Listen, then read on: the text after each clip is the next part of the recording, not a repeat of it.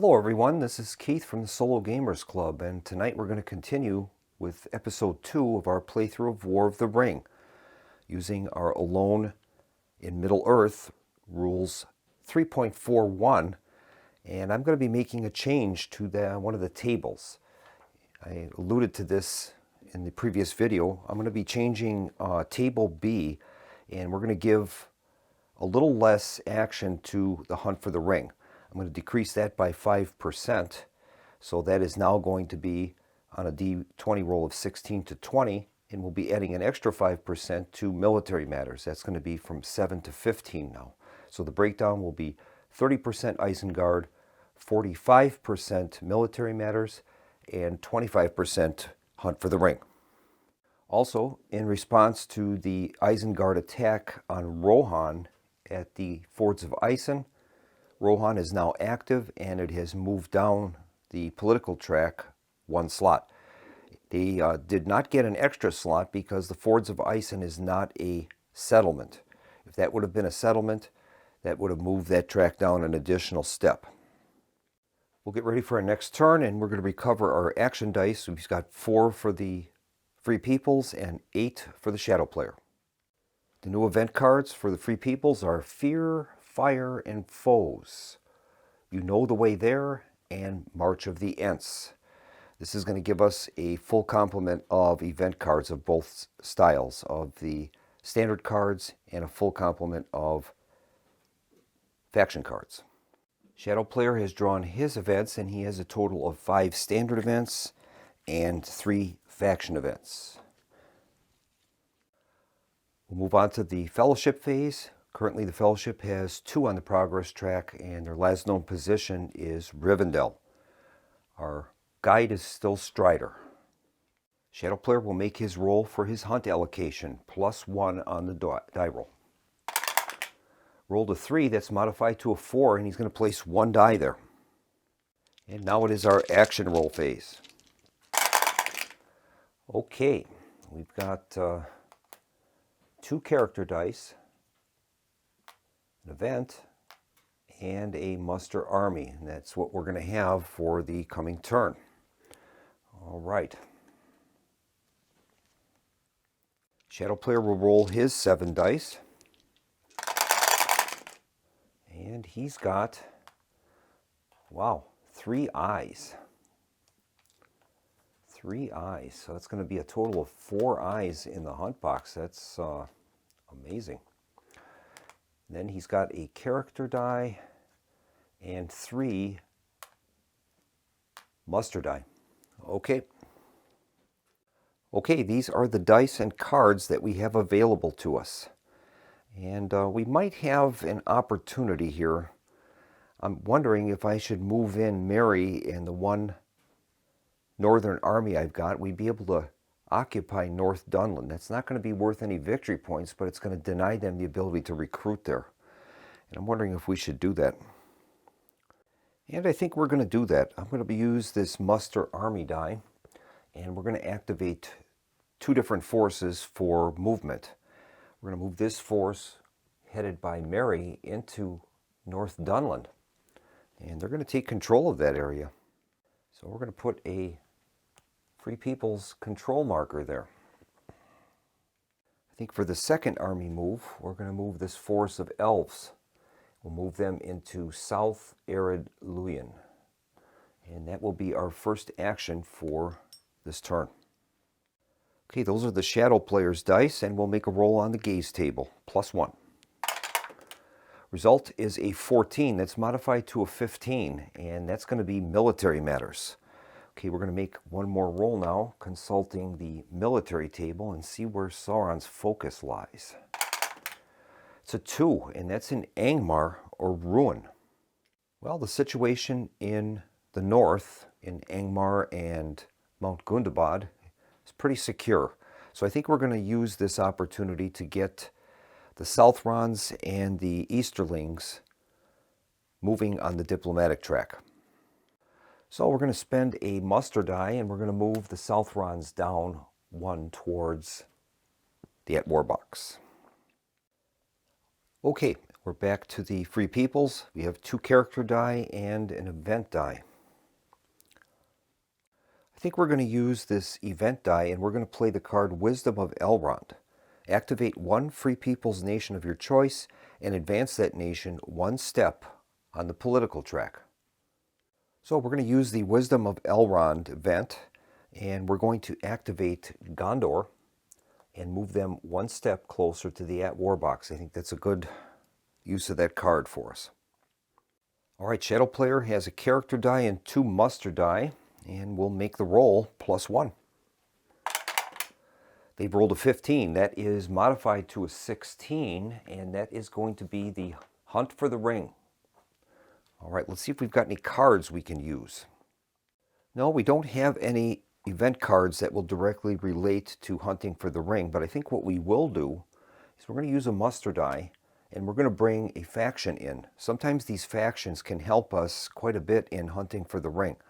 This one's the Hillmen of Dunland, the Dunlandings. If Saruman is in play, you may use 1 muster die or recruit faction die result to bring in the Dunlings. So that's what we're going to do.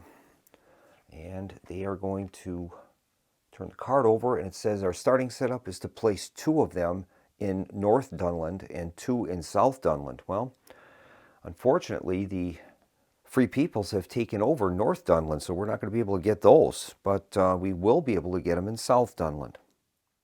And almost equally important, we're going to be gaining a faction die now for next turn. So normally we would be gaining 2 Dunlands in North Dunland, but Free Peoples own that right now, so we're going to only gain the 2 in South Dunland. I'd have to try to recapture that place. Okay, that is going to be the extent of the Shadow Player. We'll return to the Free Peoples. Okay, the Free Peoples are going to use a character die, and we're going to do a Fellowship Advancement. So we'll move that up to 3 now. And now, Shadow Player is going to conduct his Hunt for the Ring. He is going to get 4 dice. And here's his hunt roll. And he's got 3 successes. Holy mackerel. 1, 2, 3 of them.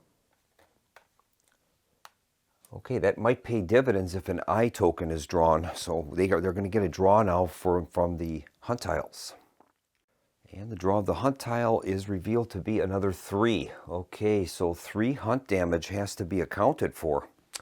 Oh boy. All right, let's see how we're going to handle this. Well, we have to account for 3 hunt damage, and the choices are we take Strider. He would account for all of the hunt damage with his ability, or we could take a random casualty and see how that works out. Maybe that's our best bet. I think we'll take a random casualty. So we're going to shuffle these tokens up, and we'll pick one. Okay, and we'll draw one out, and that is Gimli. Okay, Gimli is going to be the casualty. Now we'll see what Gimli offers towards using up some of that hunt damage. All right, I had to switch batteries, and it ends up that Gimli has a level of 2. So that's going to use up 2 of the 3 hunt damage that we have to account for. The other point is going to have to be consumed by using the ring, and we'll have to raise our corruption level by 1. So poor Gimli is no more. He sacrificed himself for the Fellowship. And the corruption marker now has been moved up to 1. So we've got 3 progress with 1 corruption. All right, Shadow Player is up next. He's got 2 action dice left. Roll is a 9 modified to a 10, and that's going to be military matters. Okay, so now we'll use the military table and see where his focus lies. Result is a 1, and that's Angmar and Rune again. Okay. Well, we're going to use a muster die, and we're going to bring the Southrons and Easterlings to at war. Now, all 3 factions are at war for Sauron. All right. Free Peoples have 1 action die left, and that is a character die. I think we're going to want to play one of these 2 cards, either the There and Back Again card or you know the way there. And we'd be able to add 2 Smeagol tiles to the hunt pool. That might be helpful for us.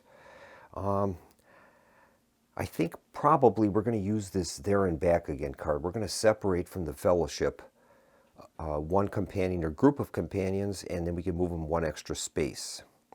If Gimli or Legolas are in Dale, Erebor, or the Woodland Realm, we can activate the dwarves or the North Nations and advance the Dwarven and Elven and North Nations 1 step each on the political track. Okay. All right, I think we're going to separate out Boromir and Pippin.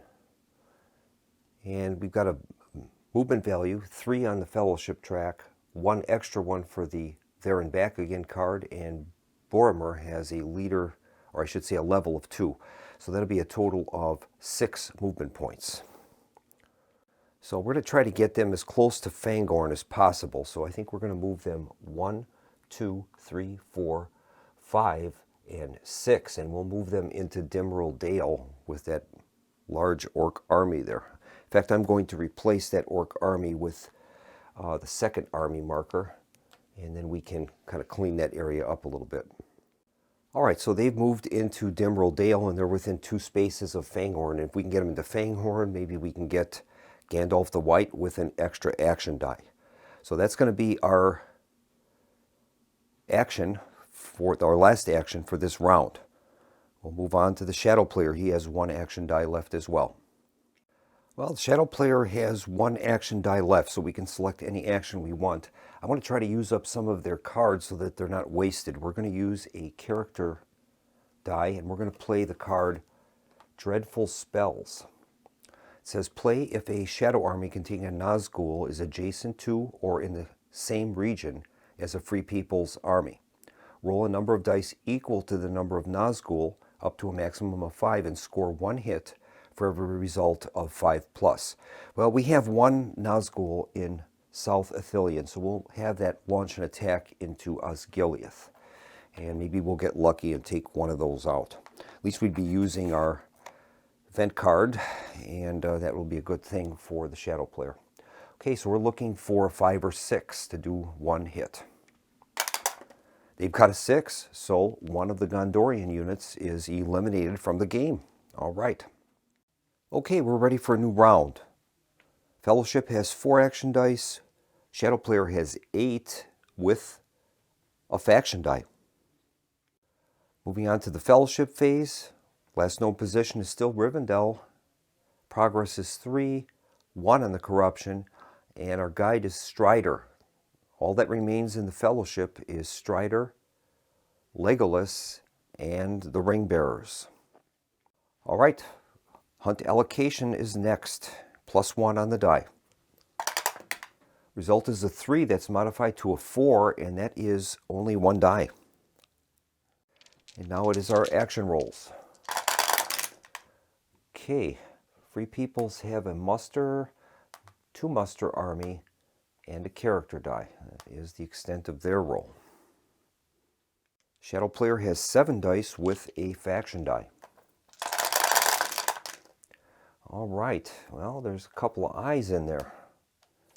3 of them, as a matter of fact. So a lot of pressure being applied to the Fellowship. So we got 4 eyes in the box. And they also have an event, character die, 2 muster army dice, and 1 army die. That is the extent of the Shadow player.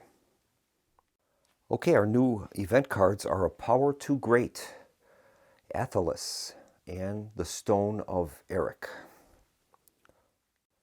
All right, we're going to be beyond our hand limit for the faction cards, so we're going to have to discard one of those.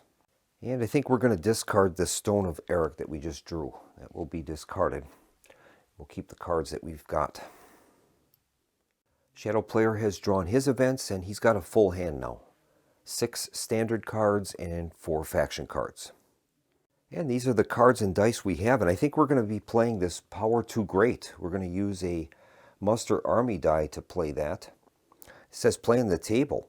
Advance the Elven nation 1 step on the political track. While this card is in play, the Shadow player cannot move an army into or attack, either in normal battle or siege, Lorien, Rivendell, or the Grey Havens. Shadow player can force a power too great to be discarded by using any one action die and discarding one army event card and one character event card from his hand. So that's pretty powerful. We're going to play that. So that card is going to advance the elves to the at war box. All right. And more importantly, that prevents that second army that is in Dimrill Dale from attacking Lorien until he deals with that. Okay, Shadow player will make a roll on his gaze table. +1. Result is a 2. It's modified to a 3, and that's going to be Isengard. Okay. Okay, I think Isengard is going to use a muster army die, and they're going to do some recruiting. Our options would be to recruit in Orthanc and in Dunland, 1 unit each, or we could put an elite in Orthanc.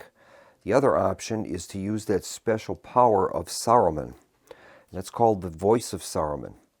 As long as Orthanc is under your control and not under siege, you can use a muster action die to recruit 1 regular Isengard unit in every Isengard settlement, or to replace 2 regular Isengard units in Orthanc with 2 elites. So those are kind of our choices. It's too bad that we lost that province in Dunland. I almost wonder if we should be using an army die to attack that, but I don't have the strength there. I think we'll build up our strength, and we're going to select building 2 regular units. 2 regular units, 1 in Orthanc and 1 in Dunland. We'll do it that way. This way, by not using the Voice of Saruman, we don't get Saruman is a neighbor card, and which is active, and that would be placing one of the ents into their startup card, their starting setup, so we're avoiding that. Okay. All right, we're going to use a character action die, and I'm wondering if I want to move the Fellowship Progress, but it might be nice to get the You Know the Way card in there ahead of time. That would give 2 extra Smeagol tiles into the draw bag. So in order to move the Fellowship this turn, we're going to have to use an Elven Ring. I think we're going to do that. We're going to use our character die, and we're going to play this event card, You Know the Way there. And that's going to allow us to add 2 Smeagol tiles into the draw bag. All right, I think that's a good play for us, and if we have to, like I said, we can use the Elven Ring and convert one of the other dice we have to character die, and then we could move the Fellowship in the next action phase. All right, Shadow Player is up next. Roll +1. Roll is a 19, and that is modified to a 20, and that'll be the Hunt for the Ring. All right, the Shadow Player is going to play the card, the Ring Wraiths Are Abroad. We'll be using a character, I think we'll use our event die for that, yeah, event die. And that says, move any and all of the Nazgul.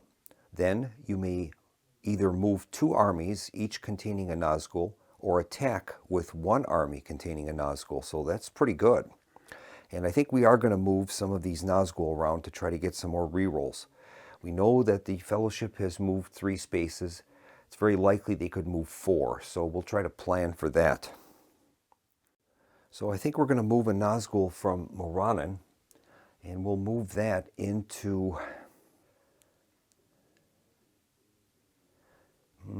Moria. Yeah, I'll put that in Moria, and that'll help to get us an extra reroll if they happen to go through there. Then it says here that we can either move 2 armies containing Nazgul or attack with 1 army containing Nazgul. And I think we're going to choose the attack. The first army is in South Ithilien, and that contains a Nazgul. We're going to launch an attack into Osgiliath. All right, we set up the forces on the battle board. Gondorian forces are in fortifications, so during the first round we're going to need to get, or I should say the shadow player is going to need to have 6s to get hits. They're going to have a leader value of 1 for the Nazgul that they have, and no leadership for the defenders. Now we'll have to see if we're going to play any combat cards. And it's obvious we're not going to win this battle, so we're going to use the combat card Scouts.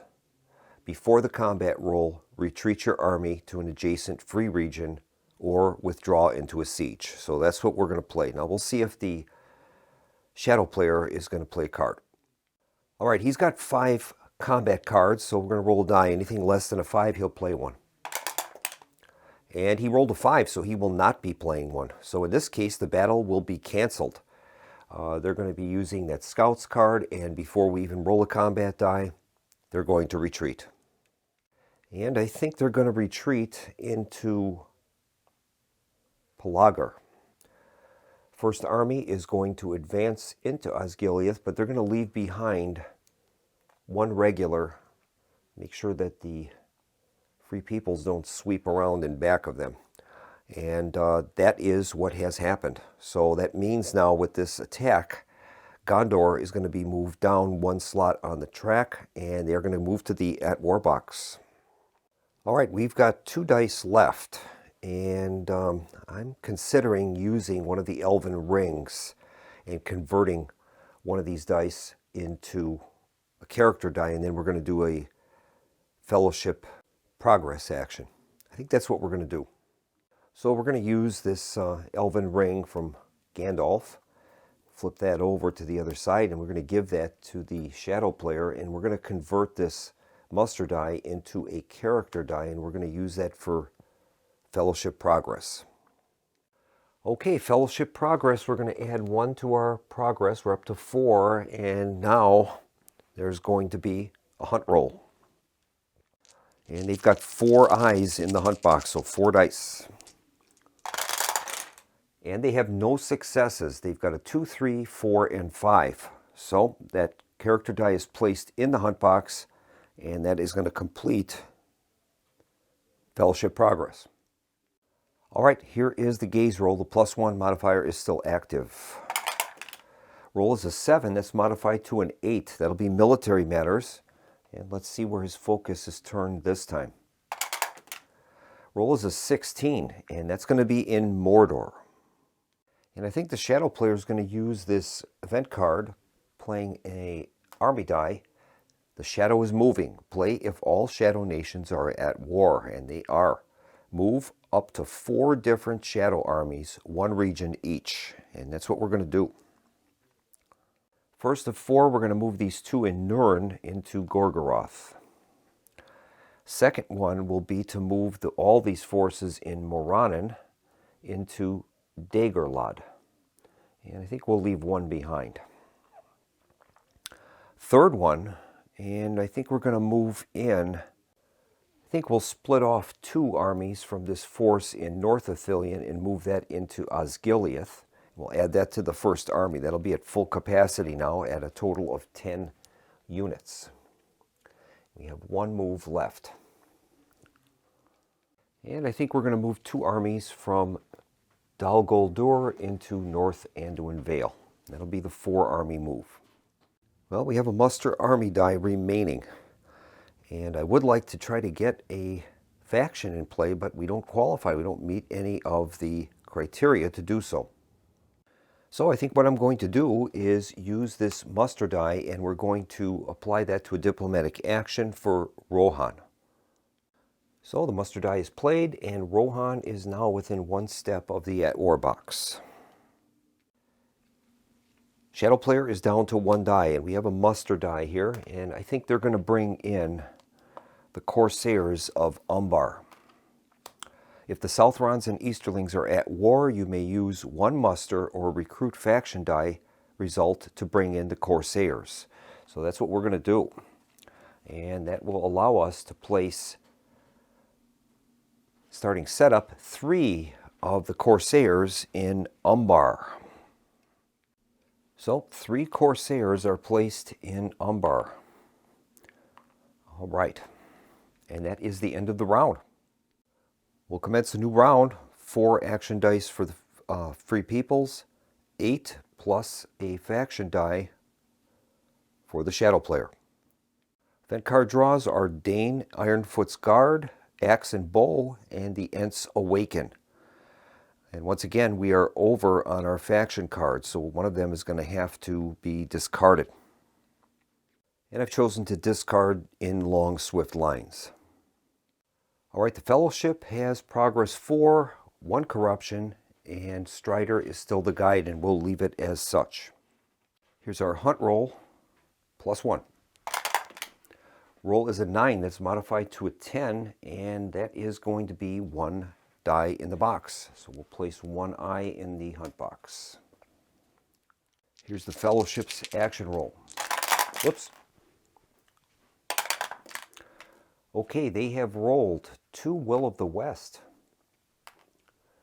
and 2 Muster Army. That's what they've got.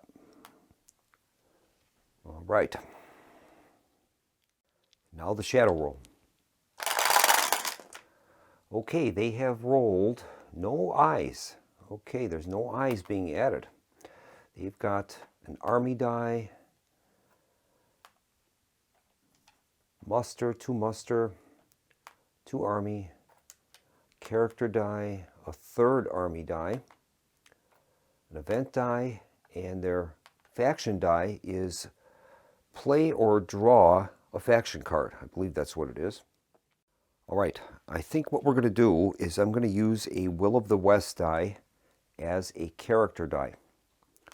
And we're going to, I think, move some companions. We have Boromir and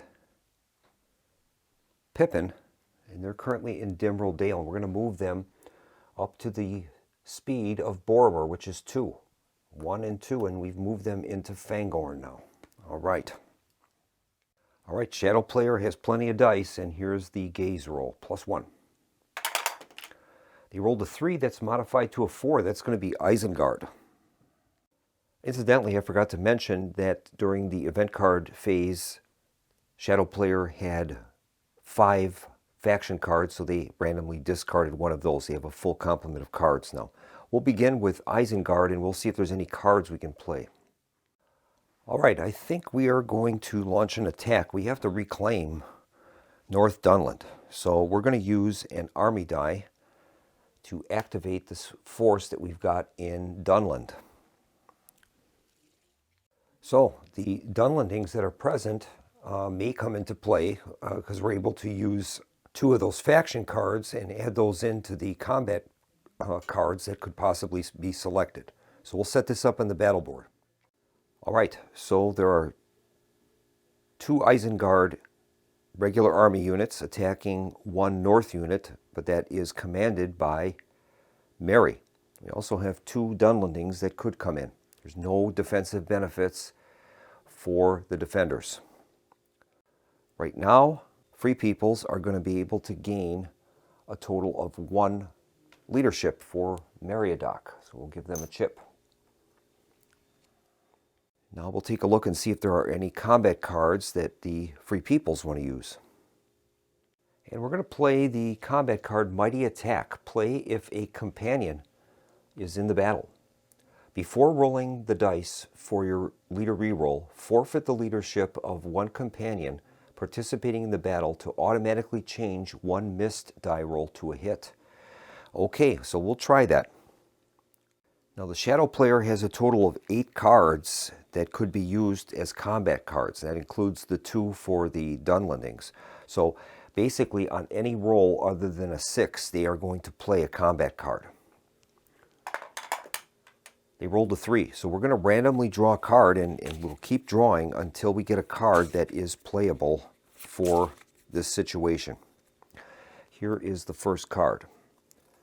And this one is Devilry of Orthanc. Play if an Isengard army unit is in the battle and the defending army is in a stronghold. Well, that one won't qualify, so we'll continue to draw. This one is also Devilry of Orthanc. Can't use that. This one is Foul Stench. Play if the total Nazgul leadership is 1 or more. Nope. We Come to Kill. Play if a shadow elite unit is in the battle. Nope. Next one is fear of their masters. Play if a shadow minion is in the battle. No. Next one is deadly strike. Both armies add 2 to all dice on their combat rolls and leader rolls. Yes, that one can be played. All right, so that is the combat cards we're going to use. The shadow player is going to have 2 dice for this attack. They have 2 regulars. And the free peoples will have 1. Okay, here is the roll. All right, we've got 2 hits. 1 for each side. All right. Well, the free peoples would be entitled, because of that mighty attack, to pause on their leader reroll. They don't get one though, because they've only got the 1 dice. So in this case, that is going to be the end of the battle. Each side is going to have to lose 1 unit. And unfortunately, because Merry is caught in the battle by himself, I believe he is eliminated. And yes, that is true. Merry would be eliminated from battle. But he has a special ability on his card. That says the art of disappearing. If Meriadoc is eliminated in a battle, put him back in play in an adjacent region. All right. All right, so this is the situation. Normally, Merry would have been eliminated in a normal battle, but he has that special ability. And that's the art of disappearing, and he can move into an adjacent region. So we'll put him into Tharbot, I guess. And unfortunately, Saruman's forces, including the Dunlandings, can move and occupy North Dunland. And I'm not sure if we should move both of those Dunlandings in or just one. I decided to change the location for Merry. Instead of moving into Tharbod, I think I'll move him back into Cardalon. He moves slow. He's only got a movement of 1, so I think maybe he'd be better served to try to go back to the Shire, and maybe he can recruit some units there.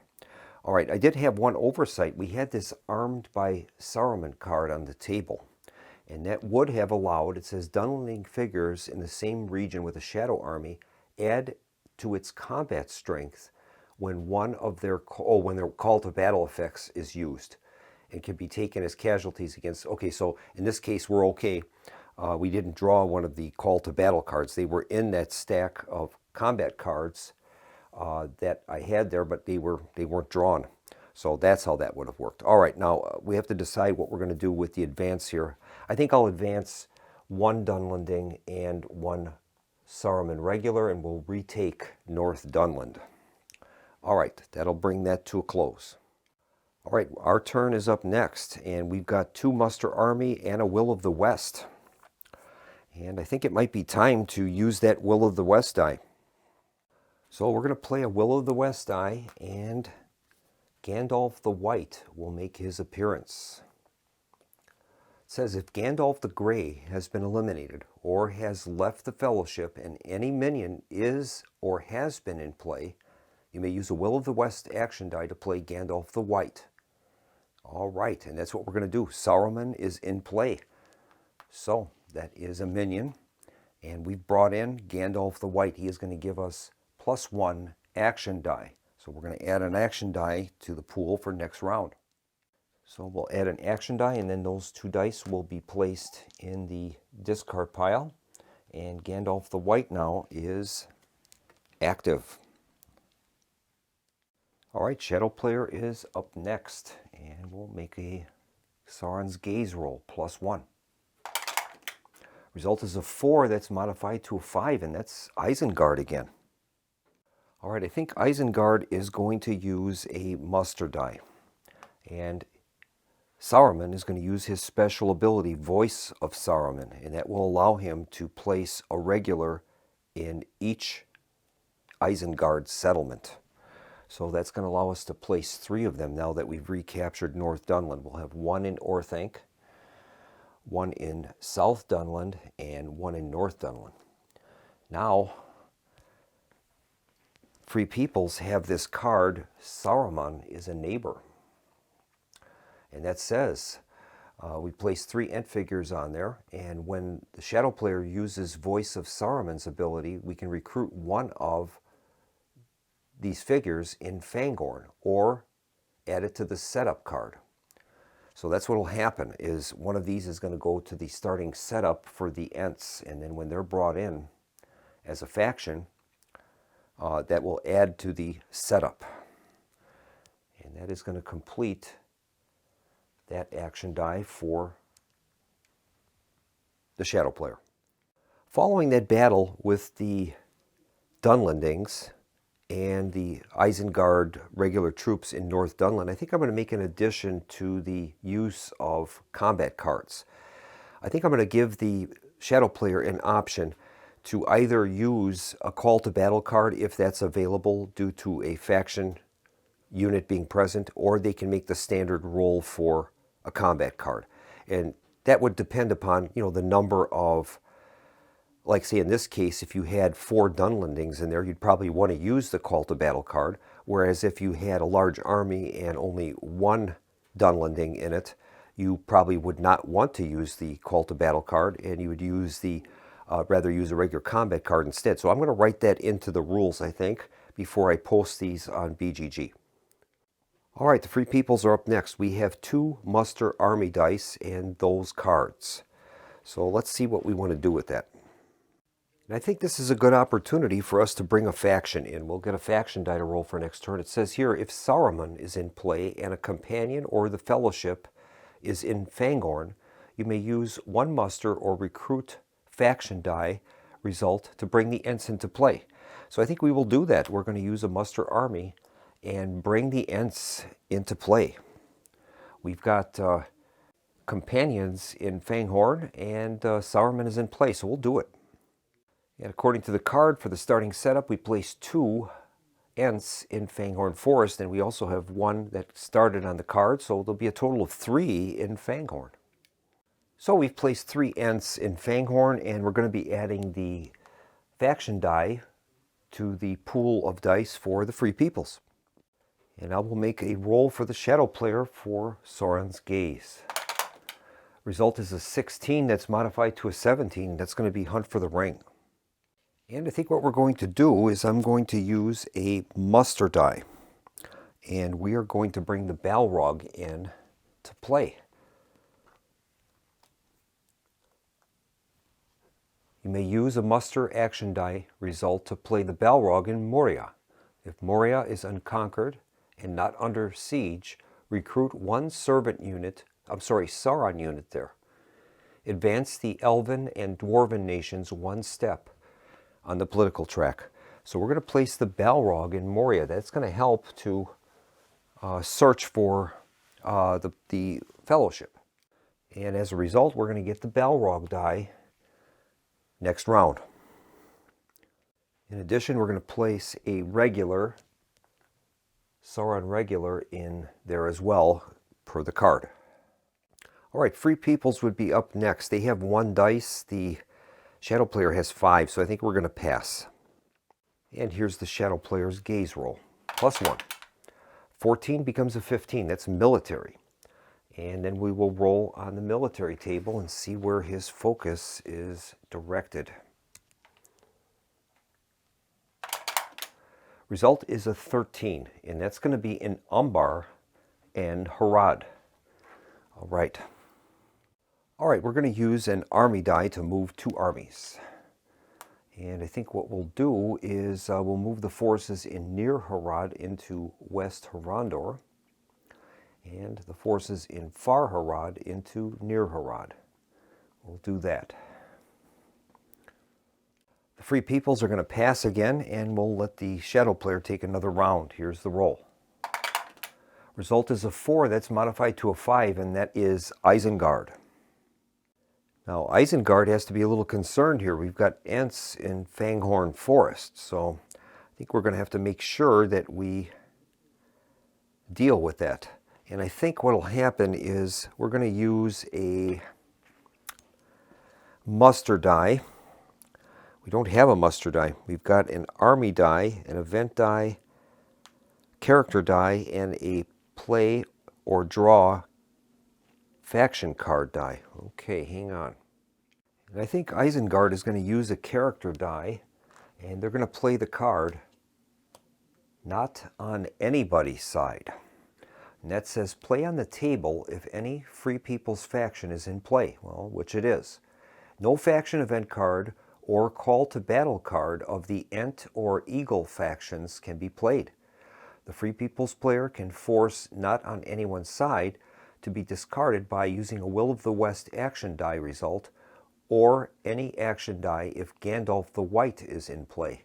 Well, we'll at least force them to have to use that. So we'll put that into play using the character die. All right, the Free People's player is up next, and I think we're going to use a muster die, and we're going to have Rohan move to the at war box. So we'll play that muster die and have Rohan go to the at war box. Incidentally, the dwarves should have also moved down one for the Balrog. I forgot about that. That is all of the action dice for the Free Peoples. Shadow player has 3 dice left. We'll make a roll on the table. Result is a 4 modified to a 5, and that's Isengard again. Okay. And I think Isengard is going to play an army die. We're going to make 2 movements. We're going to move these 2 forces that are in Orthanc. We'll move them into the Fords of Isen. And for our second move, I think we'll take one of the Dunlendings and an Isengard Orc from North Dunland and move them into South Dunland. All right. Shadow player is up next. He's got 2 dice left, an event and a player draw faction card. Result is an 11. That's modified to a 12, and that'll be military matters. And we'll see where his focus is directed. Roll is a 2, and that's in Angmar or Ruin. This die should be discarded from the last turn, and I think we're going to use a event die, and the Shadow player is going to draw a character card, character event. Shadow player is down to their last die, and that happens to be a play or draw character card. We'll see what we can do with that. That is our last die, so we can use that anywhere we choose. And we're going to play this card, Ships of Great Drought. Transport armies with Corsairs. Each Corsair figure may transport up to 2 shadow units and any number of minions or Nazgul in its region. Transport up to 2 shadow armies up to 4 regions, or transport 1 shadow army up to 2 regions and then attack with that army. All right. So I think we're going to use that to transport these 3 Southrons. We'll have to have 2 ships go with us, and we're going to move them into Pellagar, and we're going to have a battle there. So that's what that's what we've got there. All right. And we'll set that up on the battle board. All right, so we've set it up on the battle board. We've got 3 Southron units against 2 Gondorian units in a city. So the attacker hits on a 6 during the first round. All right, now we have to decide on combat cards. And I think the Free Peoples are going to use the card Shield Wall. Before you remove casualties inflicted by your opponent's combat roll and lead a reroll, if your opponent scored 2 or more hits, cancel 1 hit. All right. Now the Shadow player can decide. Now he has some of those Corsairs of Umbar, so that will give him the option of rolling to play a standard combat card, or he can use one of the 2 call to battle cards for the Corsairs. And I think in this case we're going to just make a roll to see if we're going to be able to play a standard combat card. Right now there are 5 playable combat cards for the Shadow player, so any roll of 4 or less and they'll be playing one. Result is a 1, so they will be playing one. Here is the first card. We'll see if that is applicable to the combat. And this is We Come to Kill. Play if a Shadow Elite is in the battle. Nope. Next one. Black Breath. Play if a Nazgul is in the battle. Nope. Devilry of Orthanc. Play if an Isengard army unit is in the battle. That won't apply. Foul Stench. Play if the total Nazgul leadership is 1 or more. And finally, Fear of Their Masters. Play if a shadow minion is in battle. So none of those cards will apply. They cannot play a combat card for this combat. So now we'll make our combat roll. Shadow player is going to get 3 dice. Free peoples will get 2. And the red dice will only hit on 6s during this first round. Here is the roll. All right. Each side has done 1 hit. There are no leader rerolls, so each side is going to eliminate a unit. And now we have to decide if there's going to be any withdrawals. So the city defenses are now removed. It only applies in the first round. So it looks like Gondor is probably in a bad way. I think we'll have them declare a withdrawal. So Gondor is going to withdraw. I guess we'll pull them back to Langdon. And then these forces will move in and capture Pelagar. And that's going to earn them a victory point. And they're going to take control of that area. So Shadow player has earned his first victory point. And I think we're going to bring this video to a close. We'll regroup for episode 3 of our solitaire playthrough of War of the Ring. This is Keith from the Solo Gamers Club, thanking everyone for tuning in, and I hope to see you next time in our next video. Thanks for watching, and have a good evening. Good night.